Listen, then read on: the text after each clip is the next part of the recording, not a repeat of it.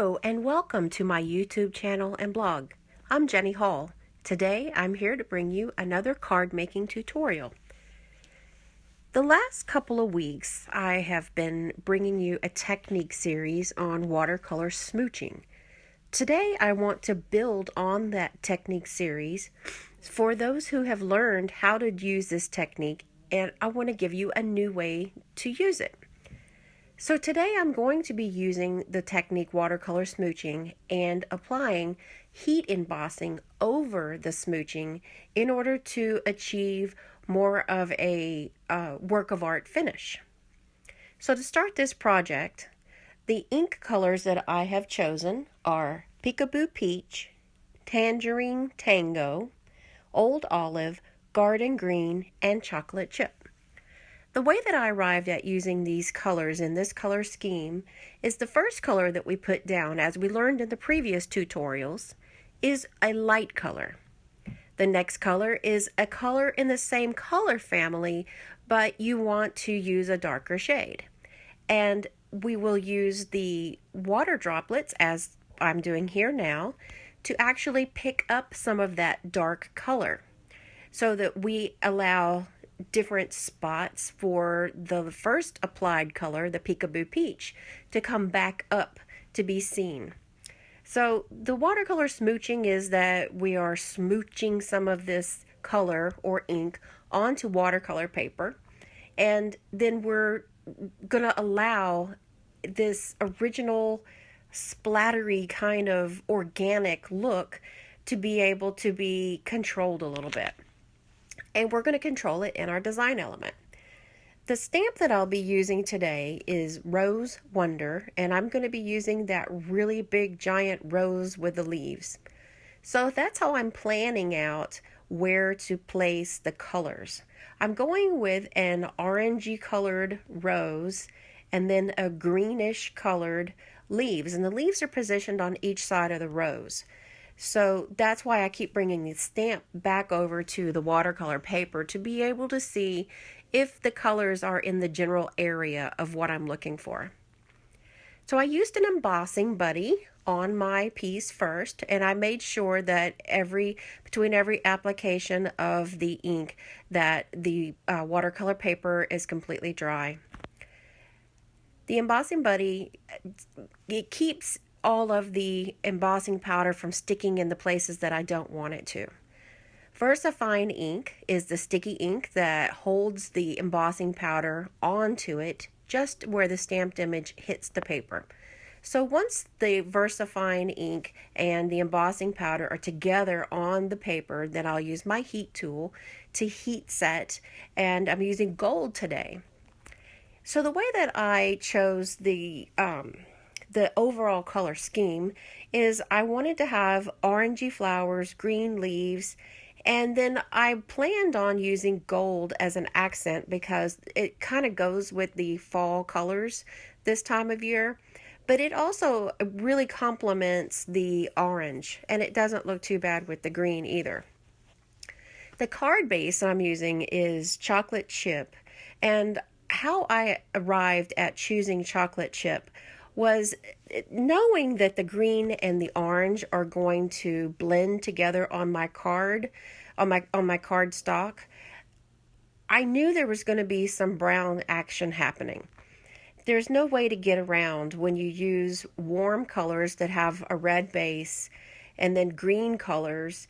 There's no way to get around those two making brown. It just ends up red plus green equals yuck. So why not allow this happy circumstance to actually work with my design? So knowing that I was going to end up with some brown stuff on my card, then I chose to actually make it work for me and use chocolate chip, which is a really deep, rich, beautiful brown color from Stampin' Up. And to bring the gold out through the rest of the card, I used gold foil to make a layer that is 1/4 inch smaller than the 5.5 by 4.25 card base. And then the watercolor paper is actually sitting 1/8 of an inch smaller than another brown panel, and the brown panel is 5 1/8 by 3 7/8. I work in a lot of eighths because I like the size of a 1/8 to use to like let it naturally form a frame. So I'm actually starting from the outside. It's 5 1/2 by 4 1/4 card base. Bring it in by a quarter, and that allows the brown to actually be seen on the outside. That is the card base. Then we've got the gold. Then we've got the brown, and then we've got the watercolor cardstock. I'm using Fast Fuse as a really strong adhesive to hold my watercolor paper in place. Fast Fuse works very well, and watercolor paper can warp, and it's a really thick, really nice paper to work with, but it doesn't always want to lay down where I want it to lay down. So I use Fast Fuse adhesive, and then I'm using foam dimensionals on the back of the brown cardstock to attach down to the gold foil. This layer will have no problem adhering with dimensionals.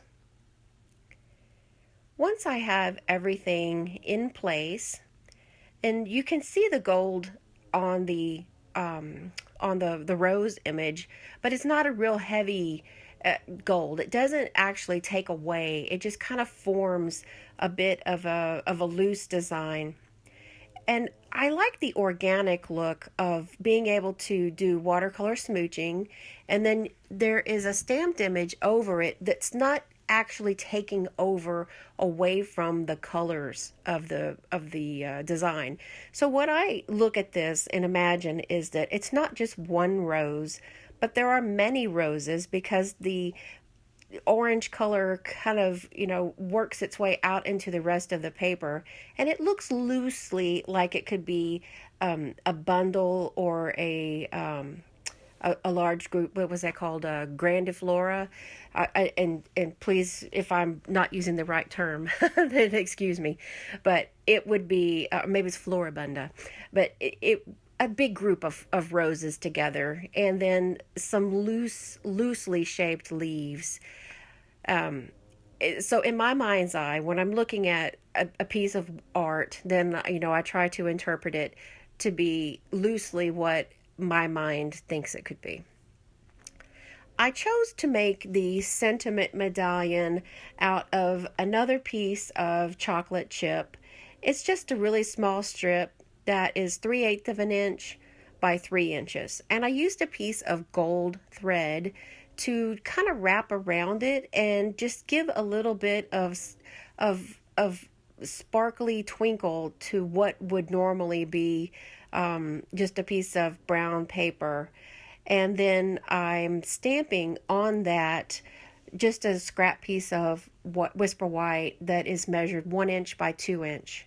And I used the same chocolate chip ink that is in the cardstock. These are perfect white accents that I'm adding. I try to work in threes because that's a design pleasing number, and I just kind of place them around to where they would migrate up the card. I hope you enjoyed today's technique, and I would encourage you to try to think outside the box and see what you could do with your different techniques, and especially watercolor smooching. I'd love to see your work if you'd like to share it. I invite you to go over to my website, which is jennystampsup.com, and there I feature one card every day. And while you're there, you could subscribe to my blog, and you'll get the card delivered right to your email box. Thanks for joining me today, and I invite you to come back for the next video. See you next time.